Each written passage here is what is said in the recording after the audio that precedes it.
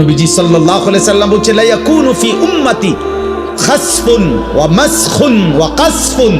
এই হাদিসটাই আমি পড়ছি। আমার উম্মতের মধ্যে শেষ জামানায়, ফি উম্মতি, আমার উম্মতের মধ্যে নবীজি বলছে তিনটা বড় বড় আযাব আসবে। একটা হলো মাটি সহ ধসিয়ে দেওয়া হবে। মনে করেন আমরা এরকম বসছে, একসাথে মাটি ধইসা সবাই দাফন হয়ে গেছে। 2 নম্বরে মাসখুন, চেহারা বিকৃত করে দেওয়া হবে। 3 নম্বরে কাসফুন, পাথরের বৃষ্টি বর্ষিত হবে। বিশুদ্ধ হাদিস, তিরমিজি শরীফের হাদিস। সাহাবারা জিজ্ঞেস করছে, ইয়া রাসূলুল্লাহ, মাতা, কখন এমনটা হবে?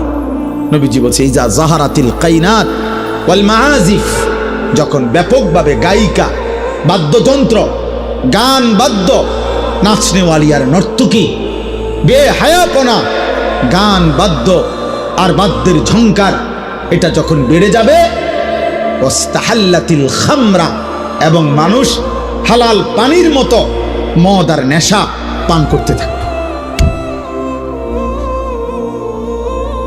আল্লাহর নবী বলেন তখন এই 3টা আযাব আসবে।